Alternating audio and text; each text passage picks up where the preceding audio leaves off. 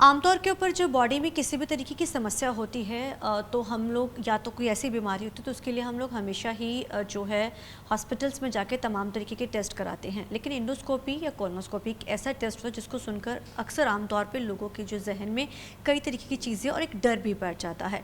लेकिन अब पीजीआई की तरफ से एक ऐसी इन्वेंट किया गया है जो इसके साथ साथ वो जो है एक्स्ट्रा भी होगा, लेकिन उसका काफ़ी बेनिफिट्स भी होने वाले आने वाले समय में, और जल्दी भी चीज़ों को हम लोग डिडक्ट कर पाएंगे और बहुत सारी। लेकिन वो एक्चुअली क्या होगा, हमारे साथ बात करने के लिए फैकल्टी की हेड मैडम मौजूद हैं, उषा मैम बेसिकली जब भी हम लोग बात करते हैं इन दोनों टेस्टों की तो बड़ा डर मन में आमतौर पे आम लोगों के मन में हो जाता है बहुत कि पता नहीं अब क्या होगा, मशीन्स डलेंगी। कई पेशेंट्स तो डर के मारे जो अपनी हार्ट बीट भी छोड़ देते हैं, आमतौर पे ये होता है। इसका क्या बेनिफिट होगा, क्या ये दोनों साथ में हो सकते हैं या दोनों अलग अलग भी, कि या ये टेस्ट के बिना उसके ज़रिए भी चीज़ों को हम डिटेक्ट कर सकते हैं बॉडी में?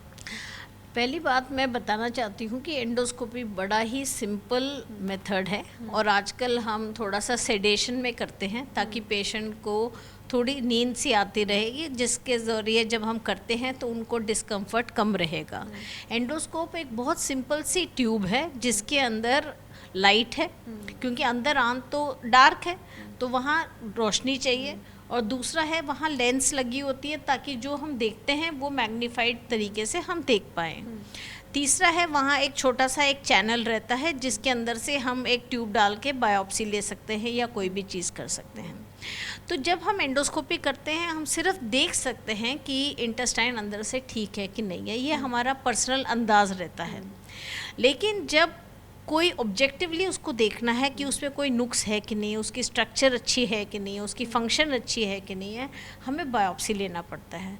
बायोप्सी लेके हमें एक बहुत ही कठिन स्पेसिफिक चीज़ करनी पड़ती है, वो है इलेक्ट्रॉन माइक्रोस्कोपी। तभी हमें पता चलता है कि सेल के लेवल पे स्ट्रक्चर ठीक है कि नहीं है। जब सेल के लेवल पे स्ट्रक्चर ठीक नहीं होता है उसको डिटेक्ट करने के लिए हमने ये म्यूकोजल इम्पिडेंस कैथेटर बनाया है, जिसका प्रिंसिपल है कि जब सेल और सेल के बीच में जो जुड़ा हुआ जगह है वहाँ लीक हो रहा है, तो हम ये कैथेटर को जब हम लेके जाते हैं उसको टच करते हैं तो हमें एक वैल्यू मिलती है। वो वैल्यू हाई होनी चाहिए। जब बहुत कम हो गई उसका मतलब है कि सेल और सेल के बीच का जो स्ट्रक्चर है वो बिगड़ गया है। तो वो जब बिगड़ गया है तो उस जगह से कीटाणु, टॉक्सिन्स, ये सारे हमारे शरीर के अंदर आ सकते हैं और हमारे बॉडी को इन्फ्लेमेशन करा सकते हैं। तो इस चीज़ को डिटेक्ट करने के लिए हमने ये कैथेटर बनाया है। CSIO और SCL मोहाली के साथ मिलके हमने ये कैथेटर बना के इसको पेटेंट किया है। मेरी PhD स्टूडेंट प्रियंका अरोरा मेरे साथ रही है इस चीज़ पे। तो हमने ये डिटेक्ट किया है कि हम लेबॉरेटरी में भी, एंडोस्कोपी के ज़रिए भी ये वाला कैथेटर डाल के हमें एक तो ऑब्जेक्टिव मेजर मिलेगा और पैथोलॉजी में जो चीज़ नहीं डिटेक्ट होगी वो भी इसमें पहले डिटेक्ट होएगा।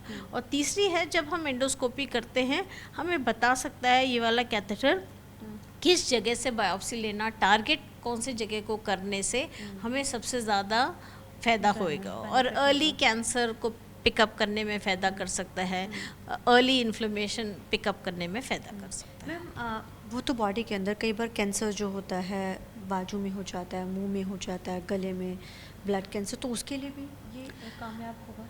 हाँ, ये जैसे गले में कैंसर होता है, मुंह में कैंसर होता है, वो तो हम डायरेक्टली छू के इससे पता कर सकते हैं। स्किन का भी कैंसर पता कर पाएंगे, लेकिन ब्लड का कैंसर इसमें से नहीं पता चलेगा, क्योंकि ब्लड का कैंसर तो ब्लड के टेस्ट से पता चलेगा। लेकिन कहीं भी कोई भी टिश्यू हमारे हम आंख से देख सकते हैं, उसमें हम टच करके इसको देख सकते हैं। तो डेंटिस्ट यूज़ कर सकते हैं, ENT के डॉक्टर यूज़ कर सकते हैं, स्किन के स्पेशलिस्ट यूज़ करते हैं, गायनेकोलॉजिस्ट भी यूज़ कर पाएंगे, गैस्ट्रोएंटरोलॉजिस्ट तो यूज़ करेंगे ही। तो कहीं अर्ली सर्वाइकल कैंसर में भी हेल्प कर सकता है। औरतों का कोई कैंसर है उसको पिकअप करने में भी ये मदद कर पाएगा। इसको अभी हम नेक्स्ट स्टेप इसको लेके जा रहे हैं, क्योंकि अभी हमने पेटेंट किया है। अभी हमने एक मल्टी डिसिप्लिनरी प्रोजेक्ट लिखा है जिसके ज़रिए में बाकी लोग भी इसको यूज़ करके इसको ऑब्जेक्टिवली असेस कर पाएंगे। धन्यवाद मैम। तो ज़ाहिर है अब चीज़ों को डिटेक्ट करना बहुत इजी होगा और अब इसको लेकर एक नया प्रोजेक्ट भी तैयार किया गया, जिसके बाद अब जो है इसको कई डिपार्टमेंट के यानी कि अलग अलग विभागों के लोग भी और डॉक्टर्स जो हैं इसको इस्तेमाल कर सकेंगे। कैमरामैन जैसी के साथ चंडीगढ़ से TV9 के लिए अमनप्रीत कौर।